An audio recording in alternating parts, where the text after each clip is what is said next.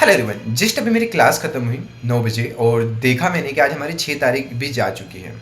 7 और 8 2 दिन हमारे पास लेफ्ट हैं। 9 को हमारा पेपर होगा। अब जब क्या होगा कि ये 2 दिन हमारे पास जो बचे हैं और जो एग्ज़ाम के 2 घंटे रहेंगे वो हमारे पास इंपॉर्टेंट है। हालांकि जो भी अपने प्लानिंग स्ट्रेटेजी जो किया है 6-7 दिन से 8 दिन से आप यही कर रहे हैं, है ना। अपने अपने 100% मेहनत किया। अब उस मेहनत को क्या करना है, उस 2 घंटे में हम लोगों को प्रेजेंटेशन करना है। तो मैं आप लोगों को इस वीडियो में मैथमेटिक्स से रीजनिंग और इंग्लिश की कुछ टिप्स से देने वाला हूँ कि आप किस प्रकार से इसका एक सॉल्यूशन कर सकते हैं, किस प्रकार से हम एग्जाम में रिप्रेजेंट कर सकेंगे। मेरा 7 साल का अनुभव मैं आपको दूंगा। हालांकि मैं भी सेंटर पे जाऊंगा बच्चों से मिलने। उज्जैन मेरा सेंटर है। इस बार मैंने खुद ने भी फॉर्म फिलअप किया हुआ है ओनली एनालिसिस के लिए। हर बार मैं फिलअप करता हूँ एनालिसिस के लिए, ताकि आप लोगों को वे वीडियो बना सकूँ और आप लोगों को इन्फॉर्मेशन दे सकूँ। तो मैं भी एग्ज़ाम देने जाऊंगा, बच्चों से मिलूंगा भी वहाँ पे, बच्चों से रिव्यू भी लूंगा और आपको दूंगा भी वहाँ पे। मेन हमारे पॉइंट पे हम लोग आ जाते हैं कि मैथमेटिक्स रीजनिंग और इंग्लिश को कैसे करना है। 2 घंटे हमारे पास काफ़ी इंपॉर्टेंट होंगे। वो 2 घंटे हम लोगों के लिए इंपॉर्टेंट है कि उस 2 घंटे को किस प्रकार से हम लोगों को रिप्रेजेंट करना है। 40 मिनट मैथ्स, 40 मिनट रीजनिंग और 40 मिनट इंग्लिश, 40-40 मिनट रहते हैं। जैसे क्या होगा, सबसे पहली बात मोस्ट इंपॉर्टेंट पॉइंट कि जब आप एग्ज़ाम में जाओ, घर से निकलने के पहले भगवान का हाथ जोड़ के विनती कीजिए कि जो भी जैसे भी मेरी मेहनत रही है, बहुत अच्छे से मेरी मेहनत रही है, क्योंकि सब कुछ मेहनत पे ही डिपेंड होता है। 0.1% मैं किस्मत को मानता हूँ, लेकिन 99% आपकी मेहनत। घर से निकलने के पहले जैसे आपने भगवान के हाथ जोड़े, उसके बाद ध्यान रखना कि आपको जो भी जितने भी फोटो वगैरह, आई थिंक एडमिट कार्ड पे पढ़ना आप लोग 2 या 3 फोटो जितने भी बोला है, एक बार एडमिट कार्ड को बी केयरफुली रीड कीजिएगा। इन्फॉर्मेशन ये है कि आप अपने साथ 2 आइडेंटिटी प्रूफ ले जाइए। 2 आइडेंटिटी प्रूफ काफ़ी इंपॉर्टेंट रहेंगे। कभी कभार क्या होता है, एक हमारा आइडेंटिटी प्रूफ नहीं चल पाता है वहाँ पे। मैंने ऐसा देखा एग्जाम सेंटर में, 7 साल का मैं अनुभव दे रहा ना, कि क्या होता है कि बहुत सारे बच्चे आते हैं, इनकी तैयारी अच्छी रहती है, उनको एग्जाम सेंटर से बाहर कर दिया जाता है।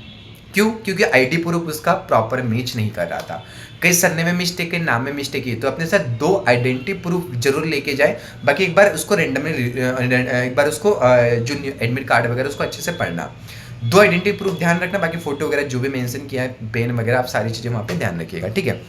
अब मेन पॉइंट पे आता हूँ कि हम लोगों को मैथमेटिक्स, रीजनिंग और इंग्लिश में कौन सी की पॉइंटों का हम लोग ध्यान रखना है, ठीक है। सबसे पहली बात गाइस, सबसे पहले हमको जैसे कोई भी हमारा खुलता है, सपोज को सबसे पहले हमारा इंग्लिश खोला, तो इंग्लिश में सबसे पहले क्या आता है, जैसे आरसी वगैरह आता है, पैराजम्बल आया, वर्ड स्वेप आए, फिलर वगैरह आया, है ना। उसके बाद आपके क्लोज टेस्ट वगैरह आया। तो इसमें सबसे पहले हमको क्या करना चाहिए, हालांकि क्या होती है, सबकी जितने भी एस्पिरेंट वगैरह हैं, सब एस्पिरेंट की अप्रोच क्या होती है, अलग अलग अप्रोच होती है। सब अपने अपने एक प्लानिंग के साथ करते हैं। लेकिन इंग्लिश के लिए आप लोग ध्यान रखना है, यदि इस प्लानिंग को अपनाना चाहो तो बहुत अच्छी बात है। हालांकि जब 2 दिन का समय है, इस प्लानिंग को करके देख लेना, है ना। टेस्ट वगैरह लगा के देख लेना। 2 टेस्ट आप देते होंगे कि एक दिन में 2 सोर्स वगैरह से जो भी आप टेस्ट वगैरह दे रहे हैं, वहाँ पे 2 टेस्ट आप देते भी होंगे। तो इस प्लानिंग को भी अप्रोच करके देख लेना कि सबसे पहले आप लोगों को क्या करना है। सबसे पहले आप लोगों को क्या करना है कि जो वर्ड सोप वगैरह आते हैं, या तो वहाँ पे क्या आएगा, पेरा जंबल वगैरह आएगा, ठीक है, या तो क्या आएंगे कुछ एंटोनिम्स सिनोनिम्स, या तो क्लोज टेस्ट दिखेंगे, या तो फिलर दिखेंगे। तो सबसे पहले यदि आपको फिलर बनते तो फिलर को कीजिए सबसे पहले। उसके बाद जो वर्ड स्वैप वगैरह आते हैं, वर्ड स्वैप भी चाहिए वहाँ पे, ठीक है। उसके बाद क्लोज टेस्ट वगैरह अच्छे से उसको पढ़िए, प्रॉपर उसका मीनिंग एक माइंड में रखिए, क्या क्लोज टेस्ट क्या बोलना चाह रहा है। फिलर को ध्यान में रखिए कि फिलर यदि 2 डबल ऑप्शन वाला है, सिंगल ऑप्शन वाला है, किस प्रकार से उसकी लैंग्वेज बोलना चाह रहे, लैंग्वेज को प्रॉपर अंडरस्टूड करे और फिर जाके उसको वहाँ पे लगाए, ठीक है। रीडिंग कॉम्प्रेशन की बात करें तो बहुत सारे बच्चे क्या होते हैं, रीडिंग कॉम्प्रेशन को फर्स्ट में भी करते हैं और लास्ट में भी करते हैं, क्योंकि सबकी प्लानिंग अलग अलग होती है। हालांकि रीडिंग कॉम्प्रेशन क्या होता है, थोड़ा लेंथी भी होता है, तो हमको इसको लास्ट में करें तो बहुत अच्छी बात होगी हमारे लिए। रीडिंग कॉम्प्रेशन को आप अच्छे से रीड करें। फर्स्ट बार में ध्यान रखना कि सबसे पहले आप क्वेश्चन को पढ़ लें, क्वेश्चन को पढ़ने के बाद फिर आप रीडिंग कॉम्प्रेशन को पढ़े वहाँ पे। और जब भी क्वेश्चन को पढ़े तो क्वेश्चन को की पॉइंट जो रहते हैं उसको ध्यान में रखिए कि जो की पॉइंट है, जैसे कोई डिस्ट्रीब्यूशन वाला दिया गया है, कोई मार्केटिंग वाला दिया गया है, कोई ग्लोबल वाला दिया गया है, तो वो पॉइंट वहाँ पे टच तो नहीं हो रहा है। वो पॉइंट जैसे टच होगा तो आपको क्वेश्चन में मतलब माइंड में आएगा कि हाँ क्वेश्चन पूछा गया है, क्योंकि सबसे पहले आपने क्या किया, क्वेश्चन को पढ़े हैं ना, अपने क्वेश्चन को पढ़े हैं वहाँ पे। उसके बाद आप आरसी पे गए वहाँ पे, तो क्वेश्चन को पढ़ के आप आरसी पे जाओ वहाँ पे। तो आई होप कि रीडिंग कॉम्प्रेशन जो होगा आप पहले या तो लास्ट में करें, जिससे भी आपकी अप्रोच है यहाँ पे, लेकिन लास्ट में करें तो बहुत अच्छा माना जाएगा, क्योंकि उसकी थोड़ा लेंथी भी होता है। तो सबसे पहले जो क्वेश्चन वगैरह होंगे उनको अच्छे से पढ़ लें वहाँ पे। उसको पढ़ने के बाद उन क्वेश्चनों को ध्यान में रखिए कि कौन से क्वेश्चन वहाँ पे पूछे गए, ताकि आप उसको प्रॉपर देख सको कि इसका आंसर यहाँ पे मैच खा रहा है यहाँ पे, या तो इससे रिलेवेंट पूछा गया वहाँ पे। उसके बाद क्या की पॉइंट जो भी पढ़े उसको ध्यान ध्यान में रखें आप लोग। और जब आपने पूरा पैसेज पढ़ लिया है तो उसको ये बात ध्यान रखें माइंड में कि इसकी टोन एक्चुअल में क्या है, यहाँ पे इसका समराइज फॉर्म क्या इसको किया गया। अथर की जो टोन वगैरह होगा, हो सकता है क्रिटिसाइज वाली हो सकता है सार्कास्टिक वाली हो, तो उसकी टोन को ध्यान में रखें, फिर आप प्रॉपर क्वेश्चन को रखें वहाँ पे। उसके बाद सबसे लास्ट में एलिमिनेशन मेथड भी लगाया आपने। एलिमिनेशन मेथड कैसे कि जैसे मान लो आपने फर्स्ट क्वेश्चन किया तो वहाँ पे लगा फर्स्ट नहीं आएगा, सेकंड नहीं आएगा, थर्ड नहीं आएगा, या तो बी या सी नहीं आएगा, है ना, डी आएगा इसका आंसर। तो लास्ट वाला आंसर को चूज करेंगे, हाँ आंसर डी वाला इसका बन सकता है, सी वाला बन सकता है, तो बी वाला बन सकता है। इस अप्रोच के साथ आप चले वहाँ पे, ठीक है। तो एलिमिनेशन मेथड लास्ट में आपको लगाना है। सबसे पहले क्या करना है, की पॉइंट को ध्यान में रखना है। सबसे पहले आप लोगों को सारे के सारे पेजेस के जो क्वेश्चन आते हैं क्वेश्चनों को पढ़ना है। क्वेश्चन के बाद फिर आपको मेन पैराग्राफ पे जाना है। की पॉइंट को ध्यान में रखना है, जो रिलेवेंट आंसर आपको मिलता है उसको अच्छे से लगाइए, ठीक है। और उसको टोन भी ध्यान रखना, टोन एक्चुअल में क्या वहाँ पे बताई गई है ना। तो इस जो की पॉइंट मैंने बताया इसको ध्यान रखना। पैरा जंबल को भी ऐसे ही करना है। पैरा जंबल में सबसे पहले कोई ऑर्गेनाइजेशन नाम हो, किसी का नाम से स्टार्ट होता है, रोहित, मोहित, श्याम, जो भी एनीवन होगा, तो ये सबसे पहला फर्स्ट पैराग्राफ पे यही सबसे पैरा जंबल पहले वाला यही होता है वहाँ पे। कुछ की पॉइंट भी ध्यान रखना, उसके साथ रिलेवेंट देखना कि भाई उसके बाद क्या आएगा, आपका प्रोनाउन वगैरह आते हैं, है ना। इस प्रकार से पैरा जंबल कर सकते हैं वहाँ पे। जो सिनोनिम्स वगैरह आते हैं इसको तो करना ही, सिनोनिम्स एंटोनिम को अच्छे से करना वहाँ पे कि भाई सिनोनिम्स किस प्रकार से दिए गए वहाँ पे। एलिमिनेशन मेथड लगाना वहाँ पे, एंटोनिम वगैरह भी हम कर सकते हैं वहाँ पे। फिलर जो फिलर्स वगैरह आते हैं, फिलर्स को भी आप देखना, फिलर्स किस प्रकार से उसको प्रॉपर पढ़ना वहाँ पे। इरर वगैरह आपने लगाया होंगे, है ना, कि इरर कितने सही जाते हैं, 5 आएंगे वहाँ पे, 5 में से आपके कितने सही जाते हैं वहाँ पे, है ना। या तो टेस्ट वगैरह आपको पता चलेंगे कि 2 जाते हैं, 3 जाते हैं, 4 सही जाते हैं। सबसे पहली बात ध्यान रखना कि जो भी इंग्लिश में बच्चे हैं, बहुत सारे मोस्ट ऑफ द 70% एस्पिरेंट ऐसे होते हैं कि अपना क्या रहते हैं, एक एस्टिमेट बेस पे लगाते हैं कि इसका आंसर ए हो सकता है, बी हो सकता है, सी हो सकता है, एस्टिमेट है। 100% कोई श्योरिटी वाला नहीं बच्चा नहीं होता है। तो आप 100% वहाँ पे दीजिए। जैसी भी अप्रोच आपने प्लानिंग किया है उस प्लानिंग के साथ चलिए स्टेजिटी। लेकिन जो मैं बता रहा हूँ इसको आप एक दिन फॉलो करना, और दूसरे दिन जो भी आपको प्लानिंग अपने माइंड के हिसाब से प्लानिंग करना वहाँ पे, क्योंकि आप बेटर जानते हो कि आपका वीक पॉइंट कौन सा होगा। मैं नहीं जानते कि आपका वीक पॉइंट क्या है। तो इस वीक पॉइंट को आप लेके मतलब जो स्ट्रेंथ पॉइंट है सबसे पहले जो अच्छे से आपको बनते हैं, अब उन्हीं पॉइंटों पे फोकस कीजिए, उन्हीं पॉइंटों को सबसे पहले कीजिए। देन क्या कीजिए, दूसरे पॉइंट पे आप लोग आइए वहाँ पे, ठीक है। तो यहाँ तक सारी चीज़ें आपको समझ में आई हुई। ये मैंने बताया इंग्लिश का। बिल्कुल भी हड़बड़ी न करना, कोई क्वेश्चन नहीं बने इसका मतलब ये नहीं आपको नहीं बन रहा है। सभी एस्पिरेंट के माइंड में यही चल रहा है कि पेपर ऐसा टफ आया है, ईजी आया है ना। तो बिल्कुल भी हड़बड़ नहीं करना है, काम डाउन रहना है, बी पेशेंस के साथ करना है और अच्छे से हमको पेपर करना है। अब आता हूँ मैं मैथमेटिक्स पे आता हूँ। मैथमेटिक्स में सबसे पहले अप्रोच आप नंबर सीरीज करें। नंबर सीरीज यदि बनता है क्वाड्रेटिक इक्वेशन, दोनों में से कुछ भी कर सकते हैं, लेकिन क्वाड्रेटिक इक्वेशन बेस्ट रहता है। क्वाड्रेटिक इक्वेशन पे चले जाइए, उसके बाद नंबर सीरीज पे चले जाइए, सिंप्लीफिकेशन, देन डीआई पे चले जाइए। उसके बाद कुछ आपको यदि बनता है अर्थमेटिक वगैरह आपने किया है तो कीजिए वहाँ पे, उधर नहीं किया है तो 40 मिनट बीचेंगे। 40 मिनट हम क्या क्या करेंगे आप बताओ, 40 मिनट में हम क्या करेंगे बताओ, है ना। तो सबसे पहले जो आप कर रहे हो उसको अच्छे से करो। ऐसा नहीं कि भाई जल्दी जल्दी के चक्कर में हम क्या करें, क्वाड्रेटिक इक्वेशन में हमने 2 गलत कर दिए, है ना। ऐसा नहीं करना है, अच्छे से करना है। थोड़ा इतना भी स्लो नहीं करना है कि हाँ मतलब पता चले कि लास्ट में 10-12 क्वेश्चन अटेम्प्ट करके आ गए। ध्यान रखना, सबसे पहले बहुत सारे ऐसे एस्पिरेंट होते हैं कि जो 12-15 क्वेश्चन पे ही अटक जाते हैं।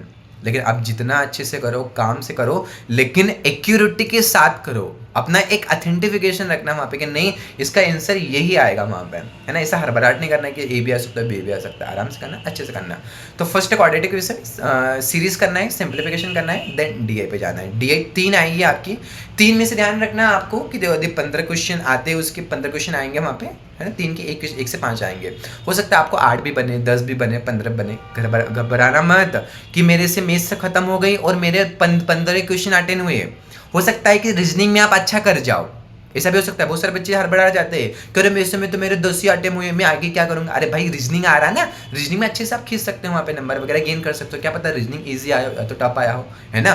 पूरा पेपर अच्छे से करना, बीच में बिल्कुल भी आपने हड़बड़ी मत करना, है ना। लास्ट दम तक, वो बोलते हैं ना हारने के पहले हार और जीतने के पहले जीत, हम लोगों को कभी नहीं मानना चाहिए। लास्ट दम तक 120वां जो मिनट रहेगा उस पर आप लोग पूरी तरीके से अच्छे से रिएक्शन करना वहाँ पे कि हाँ पेपर कैसा आया था। बीच में पेपर का एनालिसिस करने मत लग जाना वहाँ पे। बहुत सारे बच्चे पेपर का एनालिसिस करते हैं, मैंने खुद ने किया है, 7वां अटेम्प्ट में दिया है मैंने, है ना। खुद में आपको एक्सपीरियंस बता रहा हूँ मेरा यहाँ पे। तो ऐसी गलती बिल्कुल भी ना करना, ठीक है। उसके बाद आ जाता हूँ मैं रीजनिंग पे आ जाता हूँ। रीजनिंग में आता है आपका इक्वलिटी। सबसे पहले आप यदि करना चाहो तो इक्वलिटी इनइक्वलिटी बहुत ही ईजी आती है ना। 5 क्वेश्चन आएंगे, आसानी से आप कर भी जाओगे। लेकिन कोडेड फॉर्म में आए तो फिर थोड़ा हमको उसको अच्छे से करना है वहाँ पे। उसके बाद आता है आपका सिलोक्स वगैरह, काफ़ी ईजी आते हैं सिलोक्स, अच्छे से करना वहाँ पे। कुछ गलत मत कर देना मेरे भाई, गलत नहीं करना, अच्छे से करना है सिलोक्स वगैरह, है ना। मतलब अच्छे एक्यूरेसी के साथ करना है वहाँ पे। उसके बाद आपका चाइना कोडिंग आता है, बड़ा ईजी सा है ना, गोले मार ये करे ना, किसका ये मिला, समझ गए होंगे। उसको हम चाइना कोडिंग बोलते हैं, आई थिंक आप कुछ और बोलते होंगे, है ना। उसके बाद आता है आपका ब्लड रिलेशन, उसको भी अच्छे से कर लेना वहाँ पे, आसानी से नंबर दे के जाएंगे। रैंकिंग वाला आता है, वो भी कर लेना वहाँ पे। और सबसे लास्ट में आता है पजल और सीटिंग अरेंजमेंट वहाँ पे। लास्ट के 10 मिनट से बचा के रखना कि जिसमें आप पजल और सीटिंग अरेंजमेंट कर सको, क्योंकि पजल और सीटिंग अरेंजमेंट जो रहेंगे ये क्या करेंगे, आपके जो ओवरऑल स्कोरर होगा उसको इंप्रूव करेंगे, वहाँ पे उठाएंगे वहाँ पे। सीजनल कट ऑफ सेक्शनल तो आप निकाल ही लोगे, लेकिन ओवरऑल कट ऑफ भी जाएगा। अब पता नहीं कितनी जा सकती है वो, है ना। मैं खुद मतलब एक एग्ज़ाम दे के आऊँगा तो मैं खुद आपको बताऊँगा कि कितनी एक एस्टिमेट जा सकता है यहाँ पे। लेकिन अभी मन में कुछ भी डेल्यूशन फैल्यूशन मत रखो कि ये भी हो सकता है वो भी हो सकता है ना। पेपर अभी किसी ने नहीं देखा। और सबसे पहली बात ध्यान रखना कि जो भी आपने टेस्ट दिए हैं, इस टेस्ट का कंपेरिजन मेन एग्जाम के साथ बिल्कुल भी नहीं करना। यदि आपके कम नंबर भी आ रहे हैं ना, 30-40 नंबर भी आ रहे हैं ना, आप उसके से कंपेयर करो, अरे सर मेरे 30-40 नंबर ही आ रहे हैं, कटाप इतने जाने वाले, अरे भाई मत जियो इतना डेल्यूशन फैल्यूशन में, क्योंकि आगे और भी अच्छा होगा ना। क्योंकि आगे क्या होगा कि जो मेन अभी प्री किसी ने नहीं देखा कैसा आएगा, पता चले कि प्री आपने बहुत अच्छा रिप्रेजेंट किया वहाँ पे, है ना। तो अभी बिल्कुल भी टेंशन मत ले, अच्छा टेंशन मत लो आप लोग, अच्छे से एकदम बी काम डाउन होकर चलो। 2 दिन एकदम अच्छे से करना है। फर्स्ट क्लास क्या करना है कि जो फ्राइडे रहेगा, फ्राइडे शाम को थोड़ा रिलैक्स हो जाना, है ना। सर रिलैक्स टेंशन मत लेना कि नहीं करे यार करे, रिलैक्स कर जाना। सैटरडे जो शनिवार रहेगा फर्स्ट क्लास, है ना, हनुमान भगवान जी का नाम लेना और निकल पड़ना अस्त्र शस्त्र के साथ। जो भी आपने ये 2 ओरिजिनल प्रूफ जो होगा जरूर आप लोग को ले जाना। तो ये मैंने आपको प्लानिंग बताया, इस प्लानिंग के साथ करना वहाँ पे। आपका स्कोरिंग सब्जेक्ट हो सकता है रीजनिंग हो या तो मैथ्स हो, कुछ लोगों को इंग्लिश भी हो सकता है ना, कि बहुत सारे लोग इंग्लिश में अच्छा करते भी हैं, है ना। तो जैसे आपको प्लानिंग बताए, इस प्लानिंग के साथ चले, है ना, किस प्रकार से करना है। बिल्कुल भी आपको हड़बड़ाहट नहीं करना है, काम डाउन के साथ करना है और अच्छे से पेपर को वहाँ पे करना है। लास्ट में जब निकलोगे तो खुद आपको पता चल जाएगा पेपर एक्चुअल में क्या था वहाँ पे, और उसके 5-6 दिन 7-8-10 दिन बाद रिजल्ट आ ही जाएगा वहाँ पे।